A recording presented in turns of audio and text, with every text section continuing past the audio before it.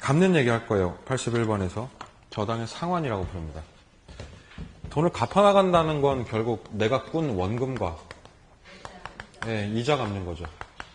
원금과 이자의 금액을 은행에 대출자에게 지속적으로 납부하는 행위를 상환이라고 하는데, 이 원금 이자니까 이 원리금이죠. 뭐 계속 똑같은 얘기 오늘 반복합니다. 얘 저당 무슨 액? 반복할 때마다 제 가슴은 무너져 내립니다. 저당 지불액. 그 다음에 부채 무슨 액? 이것만 알아도 진짜 대박인데 1월달에.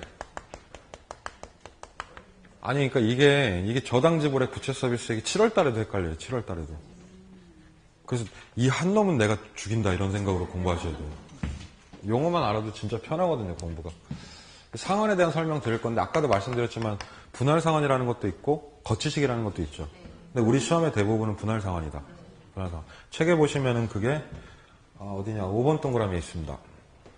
맞죠? 분할 상환이라는 건 매 기마다 원금과 이자를 같이 갚는 방식. 그래서 어쨌든 시험에서는 얘가 포커스예요. 그래서 분할 상환에 초점을 맞춰서 설명을 할 겁니다. 이 분할 상환은 상환을 하면서 이 기본을 깔아놓읍시다, 머리에. 매 기마다 원금도 내고 매 기마다 그때그때 이자 계산도 해서 내죠. 근데 우리가 원금 이자를 따로 내진 않잖아요. 그래서 우리 한 방에 그냥 은행에다가 뭘 내죠? 리금을 내는 거거든요. 이렇게. 그러니까 어쨌든 분할 상환이라는 걸 하게 되면 원금을 매번 낸다. 그러면 잔고는 계속 줄 것이다. 그럼 이자는 계속, 그게 베이스예요. 이자는 계속 줄게 돼 있어요. 근데 우리 시험에서 원리금만 물어보면 다행인데, 당신은 원리금 내는데 그 안에서 원금은 어떻게 돼요? 이자는 어떻게 돼요? 원리금은 어떻게 돼요? 이걸 동시에 물어봐요, 세 개를. 그래서 이제는 원금 따로, 이자 따로, 원리금 따로 가야 됩니다. 여기서 약간 말장난이 있어요. 그래서 이걸 이제 나눠서 배우실 겁니다. 분할 상환하는 방식은 시험에 나오는 시험 범위 기준으로 세 가지로 딱 정형화되어 있다고 보시면 되는데요. 그게 이제 책의 밑에 써놓은 무슨 균등? 원, 금, 균등, 분할이라는 게 있습니다. 여기 하나가 있고요. 한 장 넘겨보시면 뒷장에 나올 건데요. 월, 리금, 균등이라는 것도 있습니다. 말 비슷하죠. 원금, 균등, 분할 상환, 월, 리금, 균등, 분할 상환. 그리고 책에는 없지만 이따 필기를 잠깐 할 건데 점증식 상환이라는 것도 있어요. 그래서 시험 범위 기준으로는 상환이 세 가지가 나온다고 보시면 됩니다. 이번 시험에도 당연히 나왔죠, 이 시험 문제가. 그럼 하나씩 뜯어보자고요, 이제. 하나씩. 그래서 첫 번째는 원금, 균등, 분할 상환에 대한 설명을 드리겠습니다. 원금, 균등, 그리고 분할 상환. 풀 네임이 8글자입니다, 이렇게. 그럼 역시나 얘도 두 개로 쪼개서 생각을 해보면 분할 상환이네, 그쵸? 그럼 얘 원금 내요. 이자도 내고 원리금 한 번에 내는 거고요. 그 다음에 앞에 다만 그 원금과 이자 계산할 때 뭐는 똑같게? 다달이 또는 매년 원금은 똑같이 내는 거예요. 이자는 똑같지 않습니다, 당연히. 원금을 똑같이 내는 상환이다, 이런 뜻인데, 요 예를 하나 들어볼게요. 지금 제가 밑에 회색 박스에 써놓은 게 이런 얘기예요. 차입자 A가 1000만 원의 융자를 받는다. 만기 10년이고 이 대출에 따른 대출금리 10%라고 가정하겠습니다. 금리 좀 높게 잡습니다. 계산하려고. 이 10%인데 이 상환을 연상환을 합니다. 이 기업들은 연상환 하거든요, 보통. 개인이 월상환하고. 연상환 하니까 이 사람은 10번 갚는 거죠, 돈을. 1회부터 10회까지. 그리고 이때 상환 방식을 원금균등이라고 가정을 하자, 이런 얘기입니다. 그럼 A라는 사람이 갚아야 되는 1회차 금액, 2회차 금액, 3회차 금액이 있겠죠. 이걸 살짝 계산 한번 해볼게요, 제가. 원금도 내고 뭐도 낸다? 이자는 어떻게 계산했을까요? 아까 우리 배웠는데. 금리에다가 뭔가 곱하면 되는데. 원금 곱하는 거 아니고 잔금 곱합니다. 이렇게 이제 매년 이자가 결정이 돼요. 근데 문제는 원금 균등이라고 했으니까 인마는 똑같아야 되잖아요. 10번이. 그러면서 융자 총 원금이 얼마예요, 지금? 1000만 원을 10회에 걸쳐서 균질하게 나눠내야 되죠.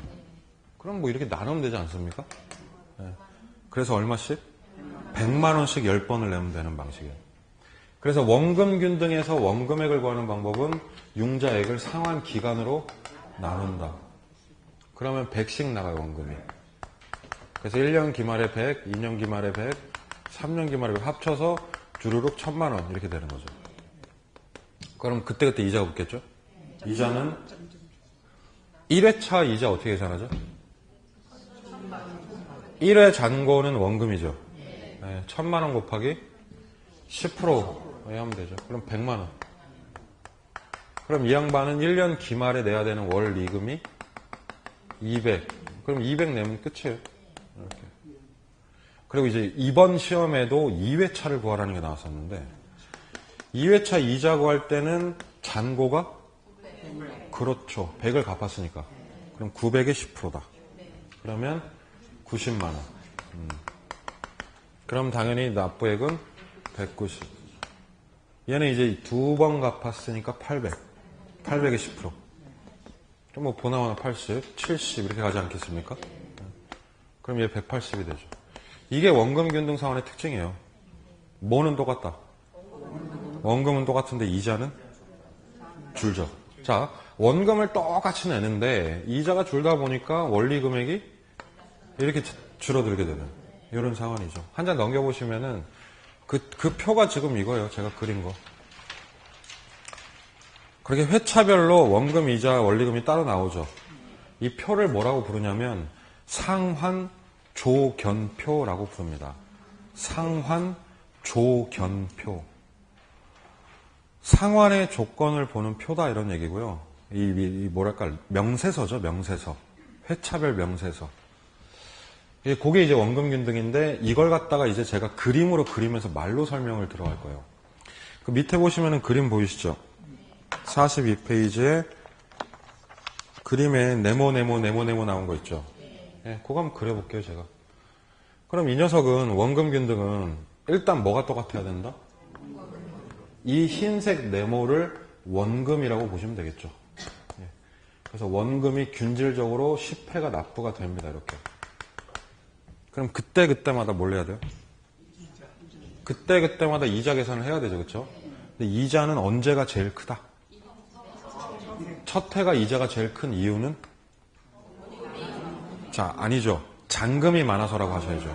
예. 원금이 아니라 그렇죠. 잔금이 많기 때문에 이때 이자가 제일 많다. 그런데 원금 갚으면서 이자는 점점 그래서 이런 그림이 나오는 거예요. 이 그림을 꼭 그려보셔야 돼요. 처음에. 흰색 네모 위는 원금, 이 아래쪽 노란색 네모는 이자. 그런데 말이죠. 우리가 원금 이자를 합쳐서 내지 않습니까? 그럼 이 전체의 키높이를 뭐라고요? 원리금이라고 하는 겁니다. 그럼 보시다시피 원리금이 점차 줄어드는 구조네요. 왜 줄어들까? 원금은 같은데 이자가 주니까. 그럼 이거를 이제 묘사를 하는 거예요. 문장으로. 옆에 1, 2, 3, 4번 보이시죠? 그럼 1번은 이 원금균등은 매기에 내는 원금액이 어떻다? 그럼 일정하다. 됐고. 그럼 얘는 매기 내는 이자액은?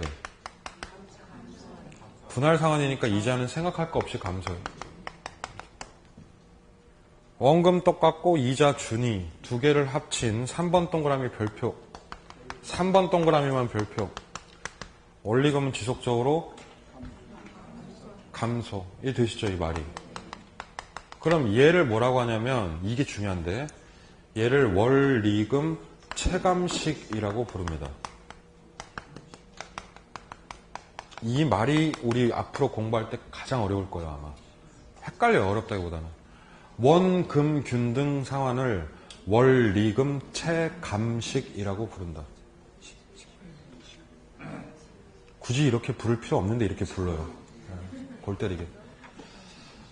자, 그런데 말이죠. 원리금이 체감한다는 게 사실 되게 의미가 커요. 이 말을 거꾸로 뒤집어 보면 그럼 원리금은 언제가 제일 크다는 거죠?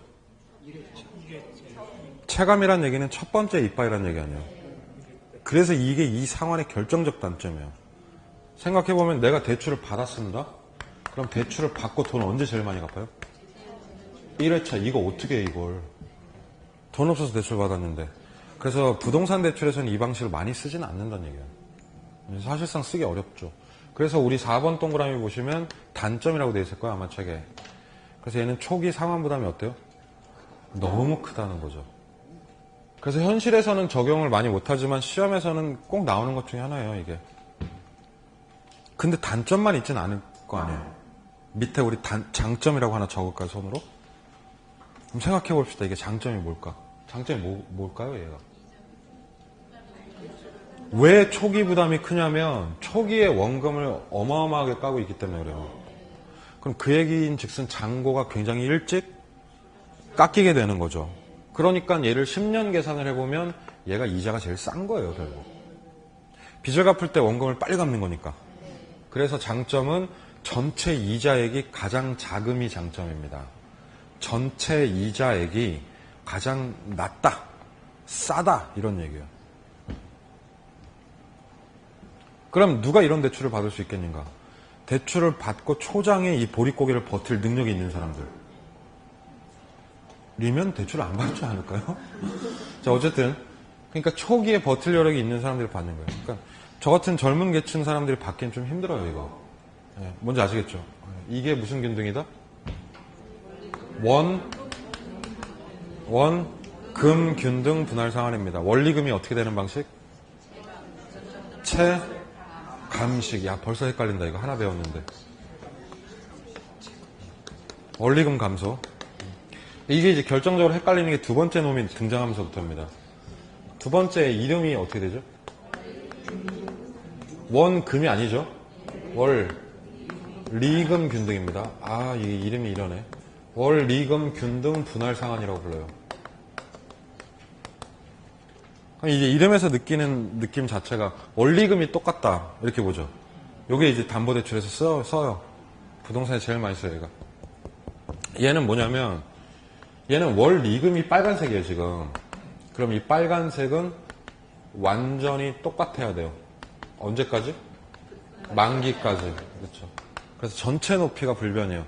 그래서 이 방식을 하면 우리 국민은행에 90만 원씩 매달 내면 이 안에서 원금이자 다 처리되는 겁니다. 이해되시죠?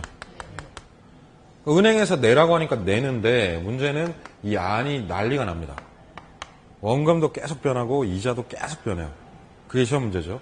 이자는 언제 제일 많이 나갈까요? 이자는 누가 뭐래도 첫 번째 제일 많이 나가지 않겠습니까? 네, 이게 이자죠. 근데 이자는 갈수록 어떻게 돼요? 근데 문제는 줄어든다는 얘기예요. 그럼 이자가 줄어드는데 전체가 90만 원이 되려면 이 빈 공간을 원금이 메꿔주는 거죠. 자, 그렇다면 초반에는 원금 조금 내다가 이자 빵꾸 나는 건 많지 원금이 늘어나요. 이렇게. 그래서 전체 보기에는 90만 원으로 평온해 보이는 거예요. 이 안에서는 막 줄이 물장구 치고 있는 거죠, 지금. 요걸 이제 말로 묘사를 할 겁니다. 그럼 우리 1번 동그라미의 첫 번째. 얘는 뭐 당연히 원리금액이 균질적이다. 이해되시죠? 그럼 2번 동그라미에 이자는 어떻게 돼요? 이자는 생각하면 안 돼. 이자는 무조건 감소. 그럼 역시나 3번 동그라미가 별표다. 그럼 원금액이 얘는 어떻게 된다고요? 증가. 이자는 줄어드는데 원리금 높이를 맞춰주려면 원금이 늘어나면서 메꿔줘야 되는 거죠. 그렇죠? 그럼 얘를 뭐라고 할까요? 원금 채증식. 아이고야, 미치겠다 이게. 원금 채증식 이렇게 됩니다. 그러니까 이거를 좌우로 보면은 이게 왜 어려운지 안다니까요. 이게 이름을 서로 맞바꿔가면서 막 써요. 가령 원금 균등 상환은 월리금 체감식 이렇게 되고요. 월리금 균등은 원금 체증식에 다 똑같아 보여, 4개가. 요게 우리 타겟이에요, 공부할 때. 아, 내가 이 연습을 좀 해야겠구나를 아셔야 돼요, 지금. 그러면 이 4번 동그라미 얘기는 결국 이 얘기의 연장선인데 4번 보시면 이렇게 나와요. 내가 상환해야 되는 원리금액 중에서 이 원금이 차지하는 포션, 그러니까 이 원금 비중은 점차 어떻게 돼요? 증가한다. 그 말이 원금 체증식이라는 얘기죠. 이해되시죠? 예, 그렇게 가는 게 원리금 균등이 되겠습니다. 그림을 그려봐야 돼요, 무조건. 이거 말로 외우려고 하면 이건 망하는 거예요. 계속 그려보면서 얘를 이해를 하셔야 됩니다. 그래서 이게 이제 일반적인 담보대출에서 가장 많이 쓰는 방식이고, 사실 하나가 더 있습니다. 그거를 맨 위에다 쓸게요. 42페이지 맨 위에. 빈 공간 있죠? 그 빈 공간에다 하나 필기를 좀 하시죠. 세 번째 방식은 뭐가 있냐면, 점증식 방식이라는 게 있습니다. 점, 증, 식, 상환이에요. 점증식, 분할 상환. 점증이란 말을 다른 말로 체증식이라고도 부릅니다. 요새는 요 대출 받는 사람들 되게 많더라고요. 이런 식으로. 체증식. 점증이 무슨 뜻일까요? 점차 증가함. 그럼 얘는 이거 한마디. 월, 리, 금이 체증한다.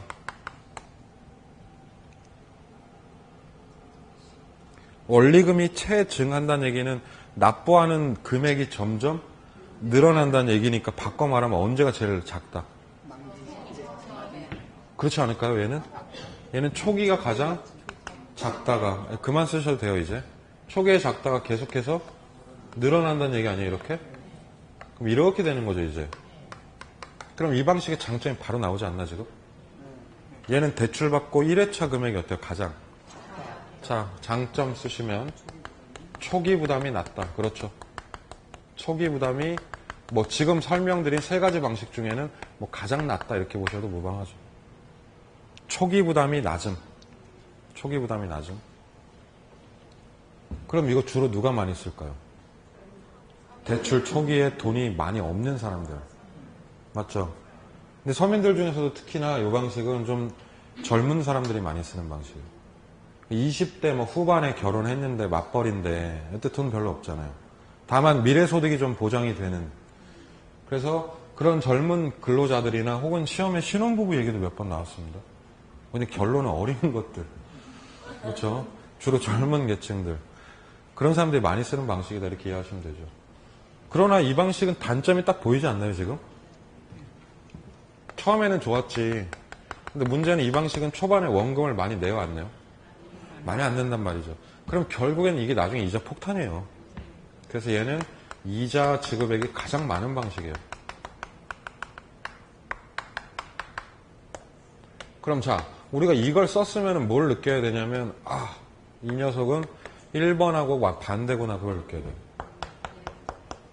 1번에서는 원금 균등에서는 초기 어려웠잖아요. 그러나 이자가 가장 쌌죠. 이걸 거꾸로 정반대로 뒤집으면 뭐가 된다? 점증식은 초기에는 괜찮은데 나중에 어려운, 말년이 어려운 이런 게 되는 거죠. 자, 그래서 이 세 가지 방식 이렇게 기억을 하시면 됩니다. 얘를 이제 세 개를 합쳐서 제가 그림을 그릴게요. 이 세 개를 합치면 굉장히 흥미로운 게 매달 내는 월 리금의 변화 있잖아요. 이 세 개가 다 다릅니다. 알고 보면. 그러니까 다시 원리금이 이렇게 일정하게 가는 방식이 있어요. 그리고 원리금이 줄어드는 방식도 있고요. 심지어는 원리금이 초기에서 만기까지 증가하는 방식도 있습니다. 이렇게. 그렇지 않나요? 네, 세 가지. 그러면 이 흰색이 뭐예요? 얘는 그냥 월, 리금, 균등 이렇게 되는 거고. 그럼 노란색은? 원리금이 체감하잖아요. 그러면 얘는 원, 금, 균등, 분할상환 이렇게 됩니다. 맞죠? 그럼 빨간색은? 그래서 내가 어떤 상환을 택하느냐에 따라서 이러한 원리금의 변화가, 은행에 납부해야 되는 돈의 변화가 이렇게 달라진다는 거죠. 이 그림 그려놓고 보면 딱 티가 나요. 초기에 누가 돈 제일 많이 내? 노란색. 그쵸? 그럼 누가 제일 부담이 크다? 얘가 초기 부담이 제일 큰 거죠. 초기 부담이 제일 낮은 건 빨간색. 누구? 점증식 이렇게 되는 겁니다. 아시겠죠? 예. 그러면 원리금 균등은 중간이란 얘기예요. 그래서 초기 부담을 비교하면 원금 균등이 제일 높고 그 다음이 월, 리금 균등이고 압도적으로 뭐 초기 부담이 낮은 게 점증식이라는 걸 쉽게 알 수 있습니다. 그림으로. 그게 이제 이 상환 방식의 3자 비교였습니다.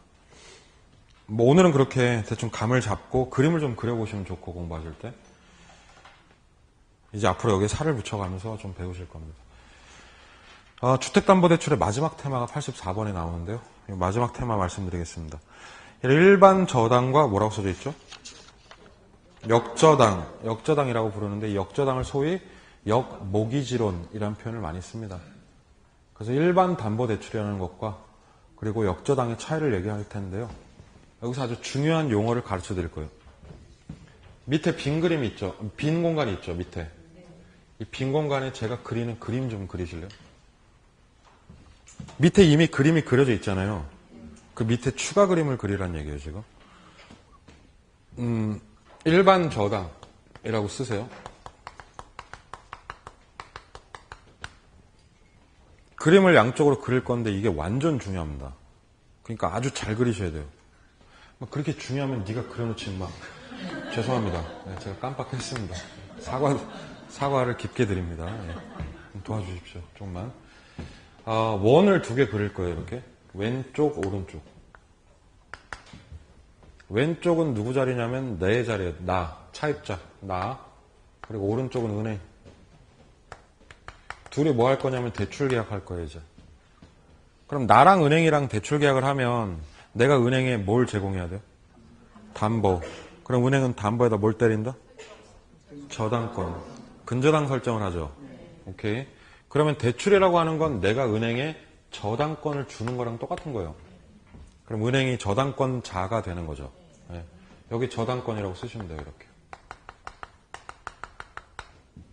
그럼 은행은 무슨 권리를 확보했냐면 내가 돈을 제때 안 갚으면 채무를 불이행하게 되면 유저당이 됐을 때 그 담보를 처분할 수 있는 우선권을 가지게 된 거죠.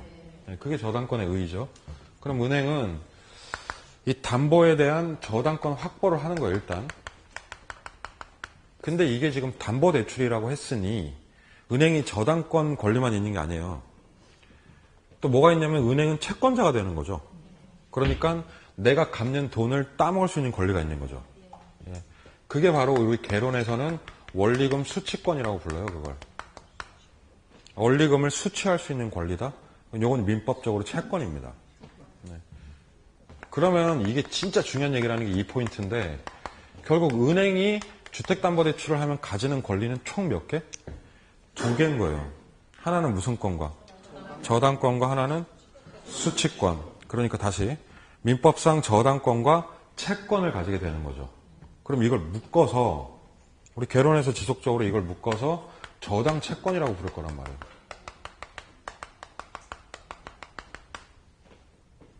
저당 채권은 그러니까 분해하면 권리가 2가지로 나눠지는 거죠. 이해되시죠? 그럼 여기서 질문. 저당 채권을 영어로 뭐라고 할까요?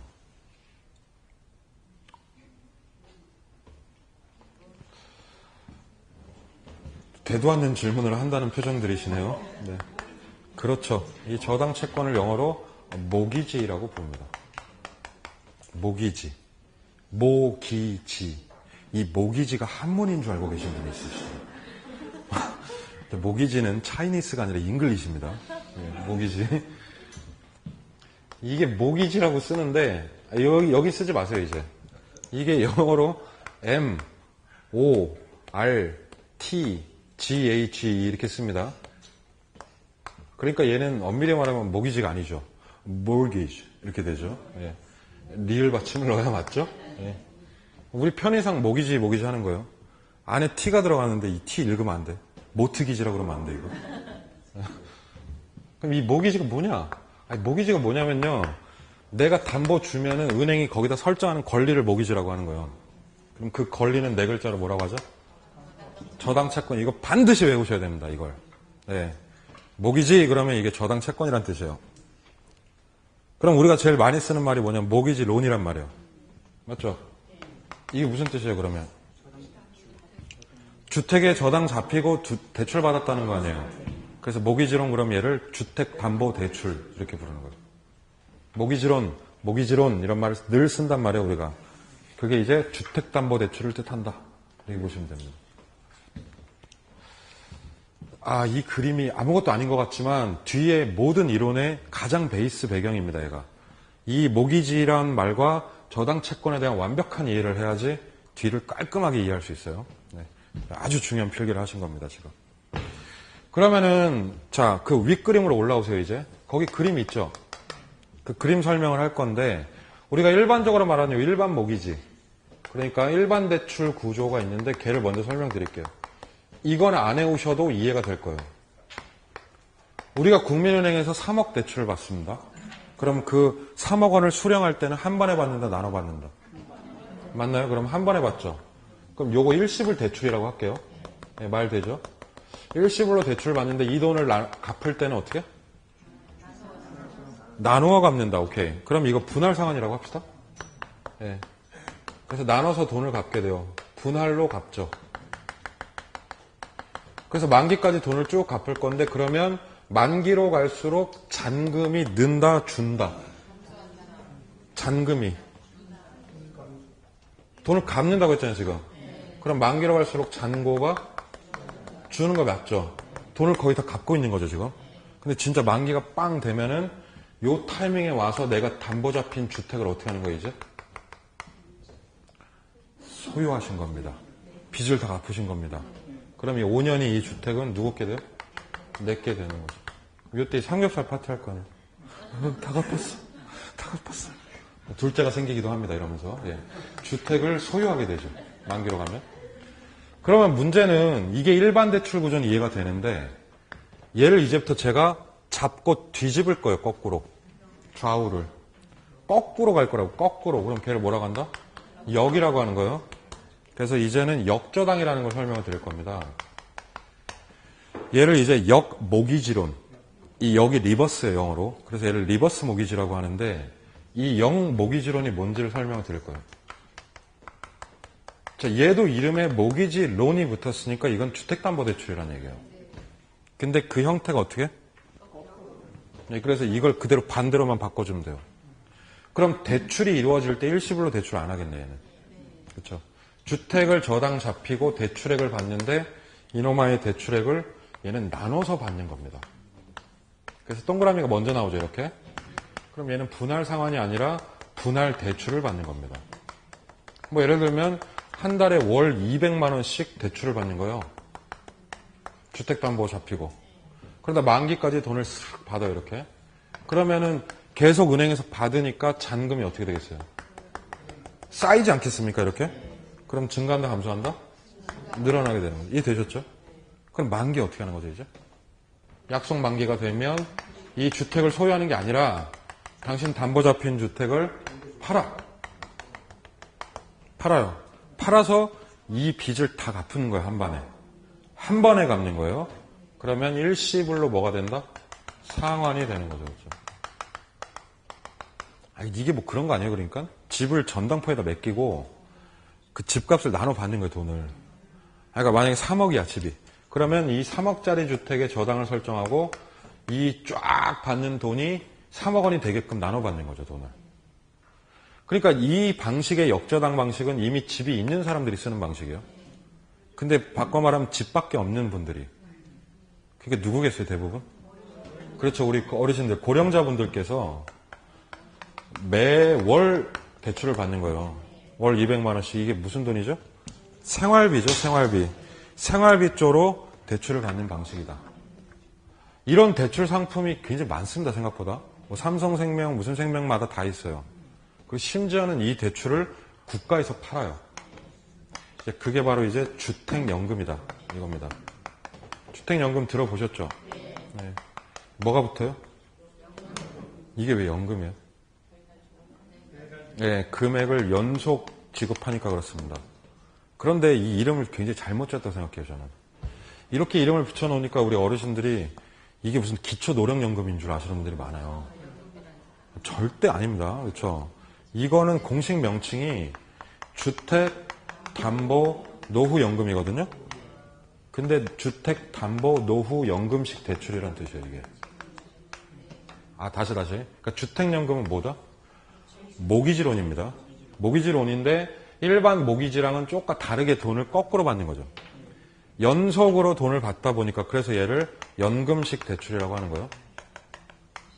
그래서 그렇게 받는 거죠. 그러니까 결국 우리 어르신들께서 주택연금 신청을 하시면 집에 저당 잡히는 거라고요. 근데 이걸 모르시는 어르신들이 되게 많아요, 생각보다. 나라에서 그냥 공짜로 주는 거라 복지라고 생각하시는데 복지금융 성격이 있긴 해요. 이따 설명하겠지만. 어쨌든 얘는 명백히 보다 연금 대출이다. 그렇죠? 그래서 이 방식이 이제 어떻게 되는지가 우리 시험 문제예요. 이 주택연금을 가입을 하려면 나이가 몇 살 이상이어야 되고 집이 몇 채가 있으면 되고 뭐 이런 것들 있죠. 디테일이 나오는데 제가 오늘은 틀만 잡겠습니다. 이거를. 여기에 고령자분 부부가 있다고 칩시다. 뭐 남자 여자 이렇게 서로 부부가 생존해 계신데 요 분이 지금 나이가 67세 이렇게 되고요. 요 아내분인데 아내분이 63세 이렇게 됐다고 칩시다. 이 주택연금은 기본적으로 만 60세 이상이 가입이 가능합니다. 만 60세요. 그런데 두 분 다 만 60세일 필요는 없고요. 주택 등기 명의인이 있을 거 아니에요. 우리 남자분 명의면은 그 명의인만 만 60세가 넘으면 돼요. 이게 여태까지 제도입니다. 이분들이 뭐 할 거냐면 대출 받을 거라고, 대출. 그럼 우리가 아는 대출은 뭐 우리은행 같은 데 가서 받는 거죠. 그렇죠? 원래는 여기에 저당을 제공하고 여기서 대출 받는 거 이거 아닙니까? 근데 이렇게 하는 게 아니고요. 이 대출은 국가가 껴요, 여기. 그래서 오른쪽이 국가기관이 낍니다. 그때 이 대출을 실시하는 기관을 주택금융공사라고 부릅니다. 이 주택금융공사에서 되게 많은 일을 하는데 그게 전부 우리 시험 문제다. 굉장히 중요합니다. 앞에서는 토지주택공사를 배운 적 있으세요? 임대주택 공급하는데 LH주택. 토지주택공사를 LH라고 했었죠. 얘는 주택 무슨 공사예요? 다른 거예요, 그거랑. 주택이 영어로 뭐다? H, 하우스, 금융은 파이낸스. 그래서 얘를 뭐라고요? HF라고 부릅니다. HF. 주택과 관련된 금융 업무를 보는데요, 여기는. LH는 랜드랑 하우스였어요. LH는 땅하고 집을 공급하는 데고, 여기는 주택 파이낸싱을 하는 데라고요. 여기서 이 대출을 판다고 보시면 돼요. 그럼 우리 이 두 분이 HF로 가서 대출 뭐 하는 거죠? 신청을 하는 거예요. 가입 신청. 말을 가입 신청이라고 하자면 대출 신청입니다. 그러면은 특이한 게 이분의 주택의 저당이 여기로 잡혀요. 그래서 누가 저당을 설정한다? 그럼 HF가 근저당권을 보유합니다. 이해되시죠? 그런 다음에 서류 검토를 하고 자격 검토를 해서 OK 승인을 내줘요. 근데 문제는 우리 HF는 대출 기능은 없어요. HF에서 대출 받으신 분 없어요. 한 명도. 그러니까 이 업무를 은행에 위탁을 준 거예요. 그냥. 그래서 승인을 내면서 동시에 우리 은행 쪽으로 온라인 승인서를 보냅니다. 이게 이제 직업보증서인데 결국 이런 뜻이죠. 저분이 니네 은행에 대출을 받으러 갈 거니까 저분 무조건 오케이 해줘. 이렇게 해주는 거예요. 그러면 이분이 여기 와서 대출 형식상 계약서만 쓰는 거예요. 신청을 하면 100% 나겠죠. 그러면은 우리 은행에서 이분 통장으로 돈을 주는데 한 번에 안 주고 어떻게? 나눠서 준다. 나눠서. 이 금액은 가입 연령과 집값에 따라서 천차만별입니다. 네, 그렇겠죠? 그런데 이게 만기가 언제죠, 그러면? 그렇습니다. 이 주택연금의 가장 큰 특징 중에 하나가 기본 만기가 종신이라는 거예요. 물론 자신이 만기를 세팅할 수도 있어요. 10년, 15년 이렇게. 근데 원칙은 종신이고 할아버님이 받다 돌아가시면 할머님께서 받으실 수도 있어요. 그러니까 공식 만기라고 하는 건 두 분이 다 망자가 되시면 만기입니다. 두 분이 다 사망하시면 그게 만기예요. 계속 주는 거죠, 이렇게. 그러면 이제 만기가 됐다고 한번 해볼게요. 가령 우리 이 할아버님 먼저 돌아가시고 할머님 돌아가시면 이게 만기가 됐죠. 그럼 이 저당 실행을 누가 하는 거예요? 원래는 얘가 해야 되는데 저당권자잖아요, 얘가. 그럼 이 두 분의 사망이 확인이 되면 이 주택을 경매 처분해요. 경매로 팔아요. 그럼 돈이 들어오겠죠. 그럼 이 들어온 돈을 가지고 뭘 하냐면 얘를 줘야지. 왜냐면 얘가 돌아가실 때까지 드렸잖아요, 돈을. 그래서 이걸 HF가 상환을 하는 거예요, 이렇게. 자, 이게 1차로 이루어지는데 그럼 상환하고 나서 돈이 남을 수도 있죠. 가령 이분이 한 6개월밖에 못 받고 돌아가실 수도 있잖아요. 그럼 돈이 남으면 이 돈은 법정 상속인에게 돌려줍니다. 2차로 이제 상속자에게 잔액이 귀속이 되는 거죠. 어떤 구조인지 이해되시죠? 근데 거꾸로 생각을 해보면 이분이 67세에 가입했는데 마늘 먹고 힘내서 130세까지 살 수 있어요. 어? 장수 마늘 출신이죠. 안동 출신. 이론적으로. 그러면 63년 동안 줘야 돼요. 여기서. 이게 이론입니다, 지금. 그러면 계속 돈을 주게 되면 결국 돌아가셨을 때 팔아봤자 못 갚을 거네. 그러니까 두 분이 받은 연금 총액이 4억인데 집 3억 나올 수 있죠. 그럼 얼마 벼요? 그럼 1억은 누구 손해예요, 지금 이 과정에서? 얘 손해지. 얘가 준 거니까. 그러면은 이 부족분을 갖다가 아들내미, 딸내미한테 청구한다? 아들, 딸 죽었을 걸 아마. 먼저 죽지 않았을까? 그럼 손주들에게 청구한다? 이러면 이거 어떻게 가입해요? 자식한테 짐이 되는데. 그래서 이러면은 HF가 돈을 꺼내서 줍니다. 여기 있죠, 여기. 그러니까 우리은행이 손해볼 건 제로예요. 자, 결론은 돈이 남으면 어떻게 하고? 돌려주고. 부족하면 봐준다. 됐죠? 봐준다 이거요. 그럼 이건 복지금융이 되는 건데 이게 부족할 리가 거의 없어요. 이게 약간 꼼수입니다. 네. 어쨌든 집값을 뛰어넘게 살려면 한 88세에서 90세 넘게 사셔야 돼요. 그러니까 거의 초과할 일은 없어요. 그래서 미세하게 또 막 조정해요, 중간에서. 이거는 얘기하면 안 되는데. 어쨌든. 그러니까 핵심은 그거예요. 시험에 나오는 핵심은 모질라더라도 밑에서 청구하지 않는다는 겁니다. 이해되시죠? 네.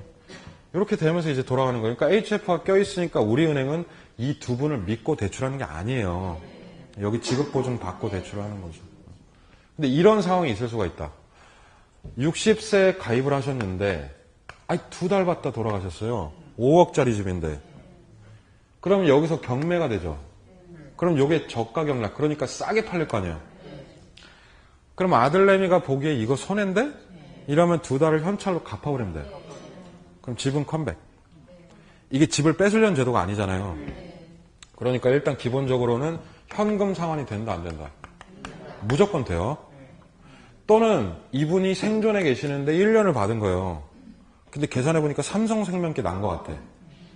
그러면 1년치를 소위 말하는 중도상환 해버리면 돼요. 현찰로. 그럼 중도상환할 때 수수료 있을까 없을까요? 자, 나라에서 이거 돈 벌려고 하는 겁니까? 수수료 없습니다. 자, 요게 이제 23회 때 시험 문제. 그래서 얘는 언제든지 원하는 금액을 현금으로 갚고 나올 수 있는 굉장히 진퇴가 자유로운 대출 제도입니다. 현금 상환은 무조건 돼요. 아시겠죠? 그래서 뭐 이렇게 좀 초반에 불의의 어떤 뭐 그걸로 인해서 돌아가시면 보통 자식들이 많이 돈을 갚기도 하죠. 집 돌려주는 거니까. 집은 아무거나 다 연금 받을 수 있는 건 아닌데 나중에 이제 이런 것들이 시험에 나와요. 최대 9억 원 이하 고급주택 기준이죠. 12억짜리 아파트 있으면 연금 안 받아도 되잖아요. 그러니까 최대 9억 원 이하 주택만 가능하고 이 9억을 맡기면 여기서 최대 융자액 계산은 집값 인정 5억까지 해줍니다. 그러니까 LTV가 9분의 5란 얘기예요. 50 몇 프로 정도 되겠네요. 60% 가까이 되겠네요.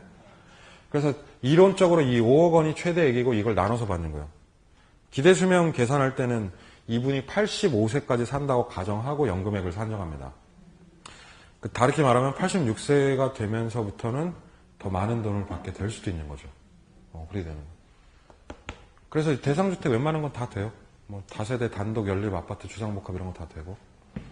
그런 디테일은 이제 나중에 배우실 겁니다. 어떤 제도인지 대충 아시겠죠? 주택연금은 담보대출이다. 그런데 특이하게 누가 개입된? 주택금융공사라는 국가가 개입된 담보대출인데 그 대출 형태가 쪼까 특이해요. 그래서 이론으로서 이름을 뭐라고 불러요?